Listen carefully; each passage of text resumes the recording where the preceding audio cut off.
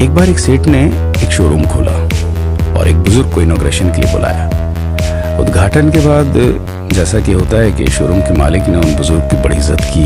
बड़ी इज्जत अफजाई करने के बाद उनको बताया कि देखिए, यहाँ पे 21,000 चीज़ें हैं इस शोरूम में बेचने के लिए। इसमें से आपको जो भी चाहिए, जितनी चाहिए आप ले लीजिए। बुजुर्ग हंसे और बोले कि इनमें से एक भी चीज़ मुझे जीने के लिए ज़रूरी नहीं लगती। मुझे तो इस बात का ताज्जुब होता है, आश्चर्य होता है कि इंसान इन सभी गैर ज़रूरी चीज़ों का इस्तेमाल करता कहाँ है। अब देखिए, एयर फ्रेशनर के बिना किसकी सांस रुक गई? फेस वॉश का इस्तेमाल नहीं किया तो कौन काला हो गया? होम थिएटर लाकर कितने लोग कलाकार बन गए? कंडीशनर से किसके बाल मुलायम और काले हुए हैं? अरे, जो डाइनिंग टेबल यूज करते हैं, क्या उनके घुटने नहीं दुखते? थोड़ा दिमाग पर जोर डालकर याद कीजिए कि हैंड वॉश के बिना आपके किस दादा के पेट में कीड़े हो गए थे। अगर हम डीओ मारकर निकलते हैं तो क्या लोग हमें सुनने आते हैं? एक्चुअल में तो हम सभी इस प्रकृति को चुनौती दे रहे हैं, वरना बगुला जो होता है तो शैम्पू से नहाता है क्या? मोर अपने रंगों को संवारने या बचाने के लिए कौन सा कंडीशनर या फेस वॉश इस्तेमाल करता है? कभी किसी बिल्ली को मोतियाबिंद होता देखा है? किसी खरगोश के बाल कभी गिरते हुए या सफेद होते हुए देखे?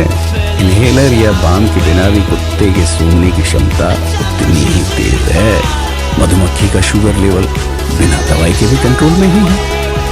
अलार्म के बिना भी मुर्गा रोज उठकर बांग देता है।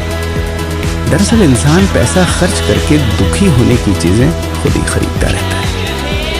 नेट बंद तो दुखी, लाइट जाए तो दुखी, मोबाइल का चार्जर खराब तो दुखी, केबल टीवी कट जाए तो दुखी, मच्छर मारने की दवाई ना मिले तो दुखी, महिलाओं को मेकअप ना मिले तो दुखी, मैचिंग कपड़े नहीं मिले तो दुखी। आजकल इंसान 10 मिनट में 20 तरह से दुखी और परेशान है। बाकी तो गुड़ की रोटी या प्याज रोटी खाकर हाथों का तकिया बनाकर पीपल के नीचे जो आराम से सो जाता है, उसे दुखी करने के लिए तो फरिश्तों को नीचे आना पड़ता है। ये सब देखा देखी का खेल है। सच तो यह है कि सुखी रहने के लिए बहुत कम खर्चा होता है, लेकिन दूसरों को दिखाने में मैं कितना सुखी हूँ, इसी में बहुत ज्यादा खर्चा होता है। जैसे जैसे सुविधाएं बढ़ रही हैं, दुखी होने के रास्ते भी खुलते जा रहे हैं।